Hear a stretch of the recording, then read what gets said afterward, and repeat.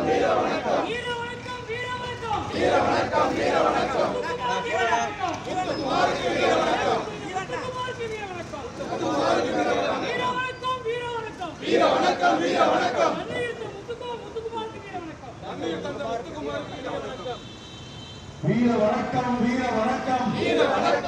வணக்கம் வீர வணக்கம் வீர வணக்கம் வீர வணக்கம் வீர வணக்கம் தமிழ் ஈழம் மலர்வதற்காக தமிழ் ஈழம் மலர்வதற்காக தமிழ் ஈழம் மலர்வதற்காக தமிழ் ஈழம் மலர்வதற்காக தன் உயிரை கொடையாக தந்த தன் உயிரை கொடையாக தந்த தன் உயிரை கொடையாக தந்த தன் உயிரை கொடையாக தந்த முத்துக்குமாருக்கு வீர வணக்கம் முத்துக்குமாருக்கு வீர வணக்கம் முத்துக்குமாருக்கு வீர வணக்கம் முத்துக்குமாருக்கு வீர வணக்கம் தமிழ் ஈழம் மலர்வதற்காக தமிழ் ஈழம் மலர்வதற்காக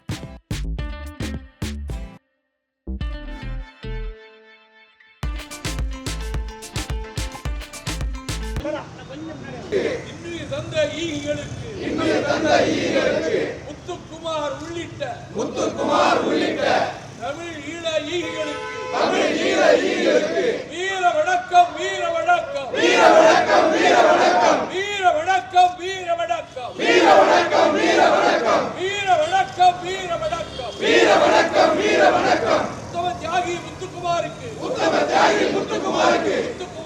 வீர வணக்கம் முத்துக்குமாருக்கு வீர வணக்கம் தமிழ் ஈழம் மலர்வதற்காக இன்னுயிர் தந்த ஈகிகளுக்கு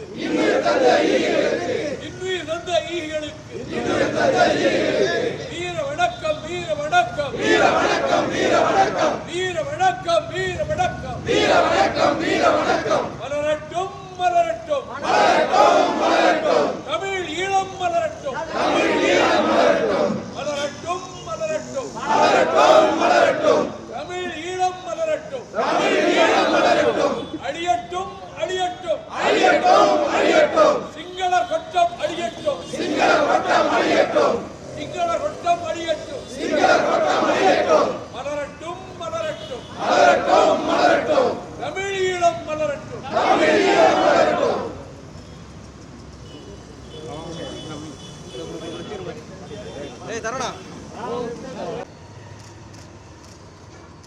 வீர வணக்கம் வீர வணக்கம் வீர வணக்கம் வீர வணக்கம் வீர தியாகி முத்துக்குமாருக்கு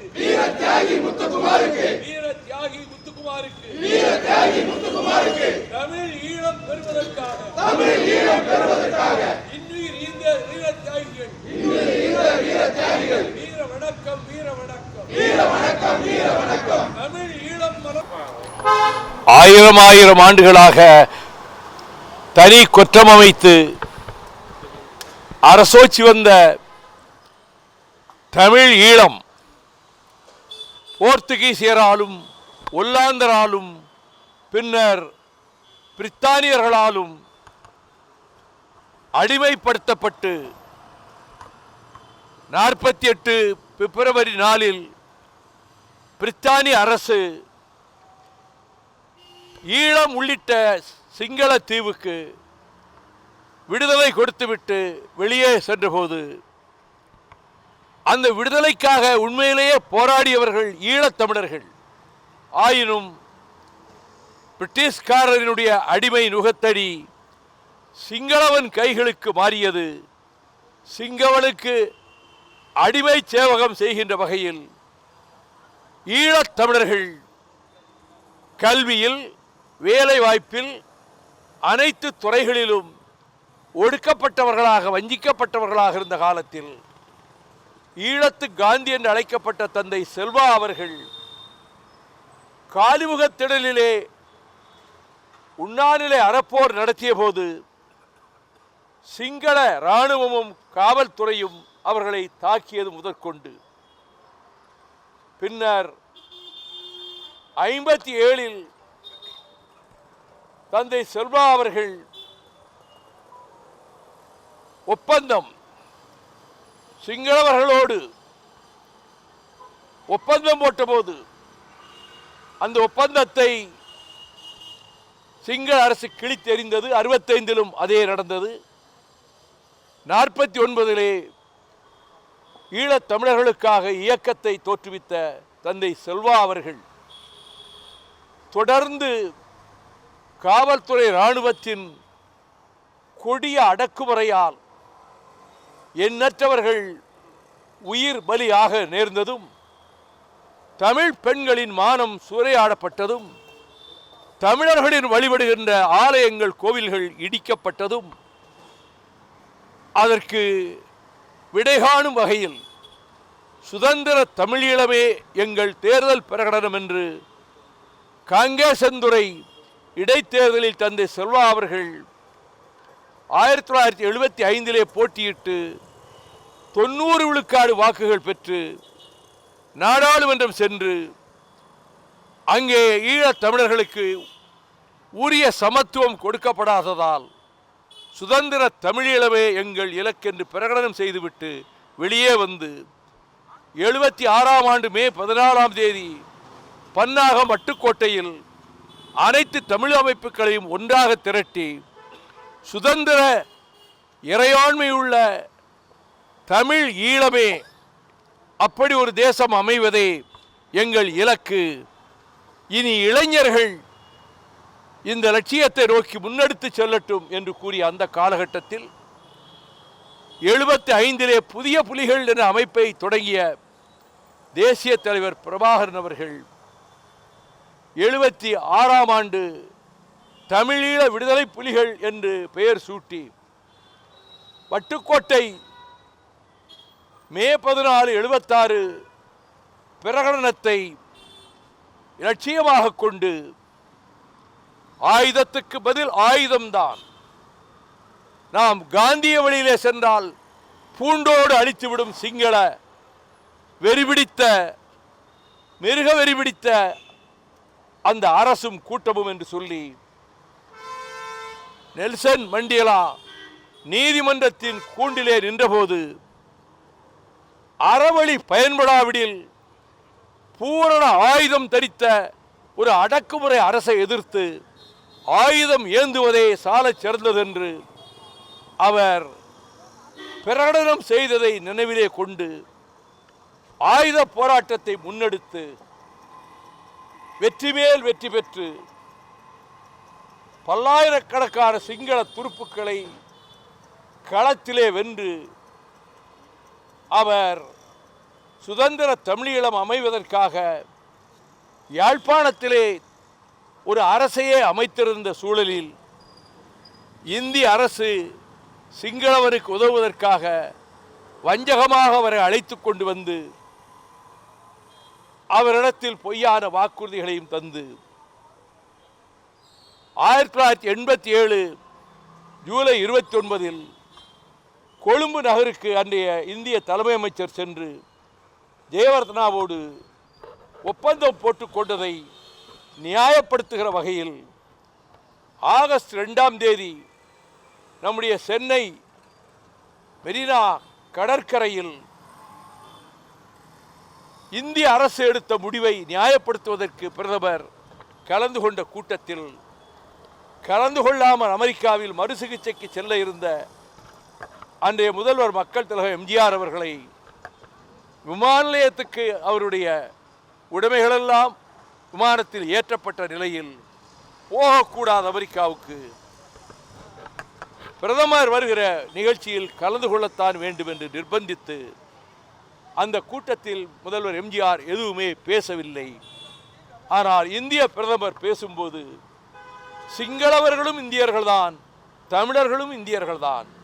சிங்களவர்கள் வங்காளம் ஒரிசாவிலே இருந்து சென்றவர்கள், தமிழர்கள் தென் தமிழ்நாட்டிலிருந்து சென்றவர்கள் என்று உண்மைக்கு மாறான ஒரு செய்தியை அவர் மேடையிலேயே கூறியதைக்கு முன்பாகவே அதனை மறுக்கின்ற வகையில் 1987 ஆகஸ்ட் 16 அன்று இந்திய நாடாளுமன்றத்தில் மாநிலங்களவையில் அண்ணன் முரசொலி மாறன் அவர்கள் தொடங்கிய ஈழத்தமிழர் குறித்த வாதத்தில் பங்கேற்ற அன்றைய பிரதமர் இந்திரா காந்தி அம்மையார் அவர்கள் the north and east of that island where the Tamils lived, they are the original inhabitants of the land, of the island. அவர்கள்தான் பூர்வீக குடிமக்கள். இப்பொழுது நடப்பது சிங்கள இராணுவமும் அரசும் செய்வது that is nothing but genocide, அது இனப்படுகொலை என்று கூறியதும், அதன் பின்னர் ஒப்பந்தத்துக்கு பிறகு இந்திய அமைதிப்படை என்ற பெயரில் தமிழர்களுக்கு விரோதமாக, ஈழத்தமிழர்களுக்கு விரோதமாக இந்திய இராணுவம் செயல்பட்ட அந்த நிலையில்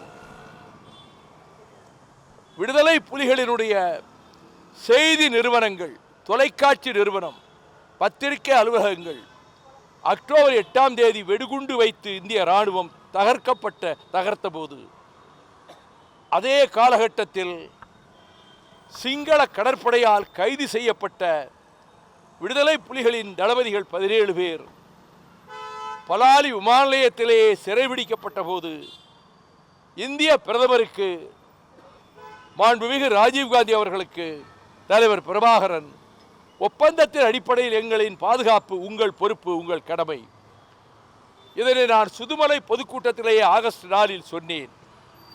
ஒரு பெரும் வல்லரசிடம் மீது இந்த ஒப்பந்தத்தை திணித்து விட்டது. இந்தியாவை எதிர்த்து ஆயுதமேந்த நாங்கள் தயாராக இல்லை. நாங்கள் இந்தியாவை நேசிக்கிறோம். ஆனால் எங்களை பாதுகாக்கும் பொறுப்பு இப்பொழுது இந்திய அரசுக்குத்தான் உண்டு என்று கூறியதற்கு மாறாக இந்த 17 பேர் சிறைபிடிக்கப்பட்ட இடத்தை சுற்றி இந்திய இராணுவம் காவல் அரணமைத்து சிங்களவனை உள்ளே நுழைய விடாமல் தடுத்த போது 5 அன்று அக்டோபர் இந்திய இராணுவத்தை அங்கே இருந்து வெளியேறுமாறு டெல்லி கட்டளையிட உடனே சிங்கள இராணுவ சிப்பாய்கள் உள்ளே பாய்ந்து வந்து 17 புலிகளையும் துப்பாக்கி கத்திமுனையில் கைது செய்ய முயன்ற போது 12 பேர் முழு விசக்குப்பிகளை கடித்து புலேந்திரர், குமரப்பா உள்ளிட்ட 17 தளபதிகள் அந்த நொடியிலேயே மரணமடைந்தார்கள். மற்ற 5 பேர் பாதி சைரேடு குப்பி கடித்ததால் அவர்கள் மரண வலியில் மருத்துவமனையில் சேர்க்கப்பட்டார்கள். இந்த கொடுமைக்கு காரணம் இந்திய அரசு என்று நாடாளுமன்ற மாநிலங்களவையிலேயே நான் கடுமையாக தாக்கிய போது இந்திய இராணுவத்தை விமர்சித்தால் விளைவுகள் மோசமாக, விபரீதமாக இருக்கும் என்று இந்திய பிரதமர் எச்சரித்தார். என்ன விளைவுகள்? What are the consequences? The utmost consequence is gallows. அதிகபட்ச தண்டனை என்பது தூக்கு தண்டனை தான். அதனை எதிர்கொள்ள நான் சித்தமாக இருக்கிறேன் என்று கூறியதோடு இந்த காலகட்டத்தில் தான் 89 பிப்ரவரி திங்கள் 7 அதிகாலையில் கடல் வழியாக 9 புலிகளால் படகிலே அழைத்து செல்லப்பட்டு அங்கிருந்து நான் நாயாறு பகுதியிலே இறங்கி நாங்கள் செல்லும் வழியிலேயே இந்திய இராணுவம் கரையிலிருந்து எங்கள் மீது தாக்குதல் நடத்தியது.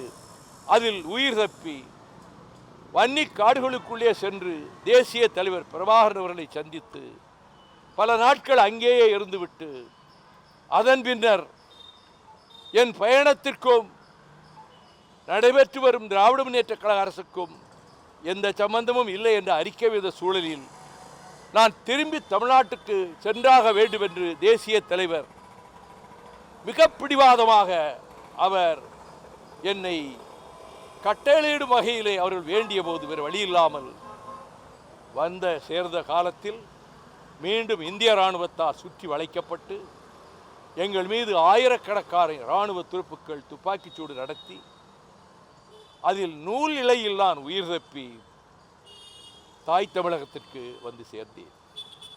நாங்கள் சுதந்திர தமிழீழத்தை எங்கள் லட்சியமாக கொண்டிருக்கிறோம் என்று மறுமலர்ச்சி திராவிட முன்னேற்றக் கழகத்தின் முதல் மாநில மாநாடு திருச்சியிலே நடைபெற்ற போது முதல் தீர்மானமாக நான் முன்மொழிந்து நிறைவேற்றினோம். அன்று முதல் சுதந்திர தமிழீழமே எங்கள் லட்சியம், கோரிக்கை என்பதை முன்வைத்து பேசி வந்த நான் 2011 சட்டசபை தேர்தலை முற்றாக புறக்கணித்து விட்ட நிலையில் நான் பெல்ஜியம் நகரில் நடைபெற்ற ஈழத்தமிழர் மாநாட்டுக்கு சென்று உரையாற்றும் போது தமிழ் ஈழத்திற்கு ஒரே தீர்வு சுதந்திர தமிழீழம், அதற்கான மார்க்கம் பொது வாக்கெடுப்பு, ரெஃபரண்டம். அந்த ரெஃபரண்டத்தில் ஏற்கனவே தமிழர் பகுதிகளிலே சிங்களவர்கள் நிறைய குடியேற்றப்பட்டு விட்டதால் உலக நாடுகளிலே வாழுகிற புலம்பெயர் வாழ் ஈழத்தமிழர்களிடத்தில் அந்த பொது வாக்கெடுப்பிலே பங்கெடுக்க செய்ய வேண்டும் என்பதனை முன்வைத்துத்தான் நான் பிரசல்ஸிலே பேசியது பிரகடனமாக்கப்பட்டது. அதுவரை இந்தியாவிலே உள்ள எந்த தமிழர் தலைவரோ, தமிழீழத்திலே உள்ளிட்ட தந்தை செல்வா உள்ளிட்ட எந்த தலைவரோ பொது வாக்கெடுப்பு என்று கோரியதில்லை, கூறியதில்லை. முதலாக அந்த தீர்வை முன்வைத்தவன் மறுமலர்ச்சி திராவிட முன்னேற்றக் கழகத்தின் பொதுச் செயலாளர் என்ற முறையில் அதன் பின்னர் தமிழகத்திலே பல தலைவர்களும் பொது வாக்கெடுப்பு என்பதை வலியுறுத்த தொடங்கினார்கள். அப்படி ஆகவே ஈழப்போர்கள், ஆயுதப் போர்கள் முடிந்துவிட்டன. ஆனால் 5ஆம் போர் ஆயுதப் போராக இருக்காது. உலக மக்களினுடைய நல்லாதரவை கோரும் வகையில் அதை இளம் தலைமுறையினர் முன்னெடுத்து சென்றால் 30க்கு மேற்பட்ட நாடுகள் பொது வாக்கெடுப்பின் மூலமாக சுதந்திர நாடுகளாக மலர்ந்தது போல சுதந்திர தமிழீழத்திற்கும் பொது வாக்கெடுப்பு நடத்தப்படுவதற்கான சூழலை உருவாக்க வேண்டிய கடமை தமிழ்பால், செந்தமிழ் நாட்டின்பால், தமிழ் ஈழத்தின்பால் பற்றும் பாசமும் கொண்டவர்கள், வளரும் தலைமுறையினர், இளம் தலைமுறையினர் அந்த உணர்வுக்கு வரட்டும் என்பதற்காகவே ஜனவரி 29ஆம் தேதி 2009ஆம் ஆண்டு முத்துக்குமார் என்கின்ற அந்த வீர வாலிபன் விதியே விதியே என் செய்ய நினைத்தாயோன் தமிழச் சாதியை என்று சொல்லி 2½ பக்கத்துக்கு மரணசாசனம் எழுதி வைத்து காலையில் புறப்பட்டு 10 மணி அளவில் சாஸ்திரி பவன் வளாகத்துக்குள்ளே உடம்பிலே பெட்ரோலை ஊற்றிக்கொண்டு நெருப்பு வைத்துக்கொண்டு தன் மரணசாசனத்தை தூக்கி வீசி எறிந்தார். செய்தியை கேள்விப்பட்டு கீழ்ப்பாக்கம் மருத்துவமனைக்கு நான் ஓடிய போது உடலெல்லாம் கருகிய நிலையிலே முத்துக்குமாரை பார்த்தேன். பிறகுதான் பஞ்சு பொதிகளை வைத்து பேண்டேஜ் போட்டார்கள். அவருடைய மரணசாசனத்தை என்னிடம் ஒருவர் கொண்டு வந்து கொடுக்க 1000 பிரதிகளை எடுத்து விநியோகிக்க தொடங்கி கொளத்தூரில் அவர் வாழ்கிற பகுதியில் அவருடைய உயிரற்ற சடலத்தை வைத்து லட்சக்கணக்கான தமிழர்கள் அதற்கு வீர வணக்கம் செலுத்தி மூலக்கொத்தளம் சுடுகாட்டுக்கு அதை கொண்டு சொல்கிற போது உணர்ச்சி தமிழர் திருமாவளவனும் நானும் அந்த முத்துக்குமார் உடலை தூக்கி கொண்டு அங்கே செல்ல, அங்கே போகிற வழியெல்லாம் தமிழ்நாட்டு தாய்மார்கள் கட்சி ஜாதி மத பேதமின்றி முத்துக்குமார் உடல் வைக்கப்பட்ட அந்த மலர்களால் சூழப்பட்ட அந்த ஊரியை தொட்டு தொட்டு கும்பிட்டார்கள். முத்துக்குமார் வழியிலே மேலும் 21 பேர் தீக்குளித்து மடிந்திருக்கிறார்கள். அவர்கள் தங்கள் வாலிப வயதில் வாழ்க்கை வசந்தங்களை தேடாமல் தங்களை தாங்களே அழித்து கொண்டு பாதாதிகேசம் பற்றி எரிய மூண்டெழுந்த நெருப்புக்கு தங்கள் உடலை தந்து கருகி சாம்பலானார்கள். அவர்கள் தியாகம் ஒரு நாளும் வீண் போகக்கூடாது, வீண் போகாது என்ற வகையில் அவரோடு அதற்கு பின்னாலே தீக்குளித்த அத்தனை வீர தியாகிகளுக்கும் வீர வணக்கம் செலுத்துகிறோம்.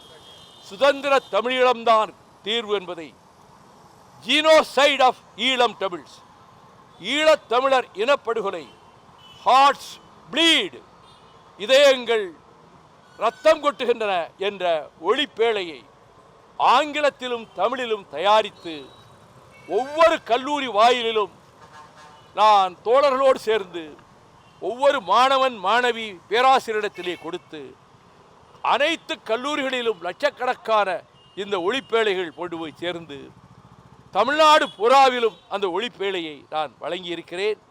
வெளிநாடுகளுக்கும் அனுப்பியிருக்கிறேன். அந்த ஒரு ஒளிப்பேழையிலே ஈழத்தமிழர் வரலாறும் அவர்கள் மீது தொடுக்கப்பட்ட இன அழிப்பு தாக்குதலும் இனப்படுகொலையும் அவர்கள் சிந்திய இரத்தமும் தந்த உயிர்களும் வீண்போக கூடாது என்பதற்காக இந்த கோரிக்கையை ஜெனீவாவிலே மனித உரிமை கவுன்சிலிலே மீண்டும் மீண்டும் முன்வைத்து அந்த கொள்கையிலே அந்த கோரிக்கையிலே நாங்கள் உறுதியாக இருக்கிறோம். அதனை பரப்புரை செய்து கொண்டுதான் இருக்கிறோம். தற்பொழுதும் நான் ஒரு ஒளி நாடாவும் ஒரு புத்தகமும் தயாரித்து கொண்டிருக்கிறேன். அது ஜூலை திங்களில் 5ஆம் தேதி அன்று மில்லர் 900 சிங்கள வீரர்கள் கொண்ட பாசறையை வெடிகுண்டுகள் வைக்கப்பட்ட லாரியோடு சென்று மோதி தகர்த்து அத்தனை வீரர்களையும் அவர்களை இந்த மண்ணுலகத்திலிருந்து வெளியேற்றி தியாகம் செய்த அந்த மில்லரின் நினைவு நாளில் அதை வெளியிடலாம் என்று நாங்கள் யோசித்து வைத்திருக்கிறோம். அது நிச்சயமாக இப்பொழுது நான் தயாரிக்கிற ஒளிப்பேழையும் இப்பொழுது நான் தயாரிக்கிற புத்தகமும் நிச்சயமாக அது உலக நாடுகளுக்கெல்லாம் அனுப்பப்பட்டு ஒவ்வொரு கல்லூரி வாயிலிலும் திரும்ப கொண்டு போய் கொடுத்து இளைய தலைமுறையினருக்கு முத்துக்குமார் உள்ளிட்ட தியாகிகள் செய்த தியாகத்தை நினைவூட்டி ஈழ மண்ணிலே கொல்லப்பட்ட லட்சக்கணக்கான தமிழர்கள் மானபங்கம் செய்யப்பட்டு அவர்கள் கற்பு சூறையாடப்பட்டு படுகொலைக்குள்ளான சகோதரிகள் தாய்மார்கள் அவர்கள் சந்தித்த கொடுமைகளை மக்கள் மன்றத்துக்கு எடுத்து சென்று சாதி மதம் கட்சி எல்லை கடந்து தமிழ்நாட்டு மக்களை வளரும் தலைமுறையை மாணவர் சமுதாயத்தை முத்துக்குமார் விருப்பப்படி மாணவர்கள் என் உடலை உயிராயுதமாக பயன்படுத்தட்டும் என்று சொன்னாரே, அதுபோல அந்த உணர்வுகளை விதைத்து ஈழப்போர் முடியவில்லை. புதிய பரிணாமம் 5வது ஈழ விடுதலை போர் ஆயுதம் ஏந்தாத போராக அனைத்துலக நாடுகளிலே ஆதரவு திரட்டுகின்ற அந்த 5ஆம் கட்ட போராக அறப்போராக நடக்கும் என்ற நம்பிக்கையோடு நாங்கள் தொடர்ந்து தமிழ் ஈழத்தையும் சுதந்திர தமிழ் ஈழத்தையும் எங்கள் நெஞ்சிலே லட்சியமாக கொண்டு அந்த களத்திலே மடிந்த மாவீரர்களுக்கும் விடுதலை புலிகளுக்கும் கொடூரமாக கொல்லப்பட்ட அப்பாவி தமிழர்களுக்கும் வீர வணக்கம் செலுத்துவதோடு முத்துக்குமார் உள்ளிட்ட ஈகிகள் தங்கள் உயிரை தத்தம் செய்ததால் அவர்களுக்கும் வீர வணக்கம் என்ற அஞ்சலியை ஆண்டுதோறும் செய்வது போல் செய்திருக்கிறோம்.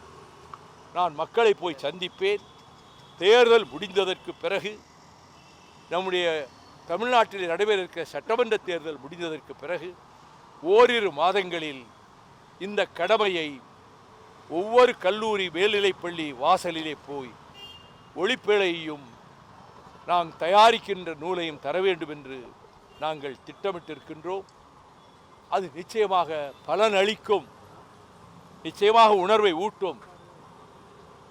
தேசிய தலைவர் பிரபாகரன் அவர்களுடைய லட்சியம் தந்தை செல்வா வட்டுக்கோட்டையிலே பிரகடனம் செய்த சுதந்திர இறையாண்மையுள்ள சமதர்ம தமிழீழம் மலரும் என்ற நம்பிக்கையோடு நாங்கள் எங்களுடைய கடமையை செய்து வருகிறோம். திருச்சி நாடாளுமன்ற தொகுதியில் தனிச்சின்னத்தில் மதிமுக போட்டியிட்டு வெற்றி பெற்றது. சட்டமன்ற தேர்தலில் தனிச்சின்னமாக கூடுதல் இந்திய தேர்தல் ஆணையத்தில் அணுகுனீங்களா? தேர்தல் அறிவிப்பு வரட்டும். நான் போன ப்ரெஸ் மீட்லேயே சொன்னேன், தேர்தல் அறிவிப்பு வரட்டும். திராவிட முன்னேற்றக் கழகம் பேச்சுவார்த்தை குழு அவர்கள் அமைப்பார்கள். அவர்கள் அமைத்த 24 மணி நேரத்திற்குள் நாங்களும் பேச்சுவார்த்தை குழு அமைப்போம். அப்பொழுது என்ன கோரிக்கை என்பதை அந்த குழுவினர் திராவிட முன்னேற்றக் கழக தலைமைக்கு அவர்கள் அமைக்கின்ற குழு மூலமாக தெரிவிப்பார்கள். அப்படி பேச்சுவார்த்தையின் மூலமாகத்தான் இது பற்றிய இறுதி முடிவை நான் சொல்ல இயலும். மாவட்ட செயலர் வந்து தனி சின்னத்தில் இந்த முறை போட்டியிடணும்னு விரும்புகிறாங்க. எல்லா கேள்விகளுக்கும் என் சகோதரர்களே ஒரே பதில்தான். அறிவிப்பு, தேர்தல் அறிவிப்பு வரட்டும். நான் முந்திக் கொண்டு எதையும் சொல்ல விரும்புவதில்லை, நான் சொல்வதும் இல்லை. ஆனால் தேர்தலில் முடிவு எப்படி இருக்கும் என்று கேட்பதற்கு திராவிட முன்னேற்றக் கழகத்தின் தலைமையிலான மதச்சார்பற்ற முற்போக்கு கூட்டணி, இந்தியா பிளாக்கிலே அங்கம் வகிக்கின்ற கூட்டணி மகத்தான வெற்றியை பெறும்.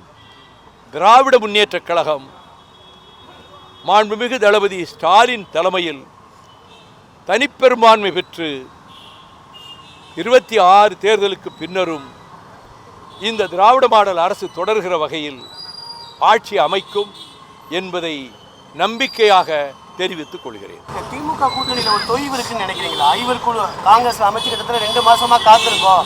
இது வரைக்கும் தொகுதி பங்கீட்டு குழுவே வந்து திமுக அறிவிக்கவே இல்லை அப்படின்னு காங்கிரஸ் வந்து விமர்சனம் வைக்குது.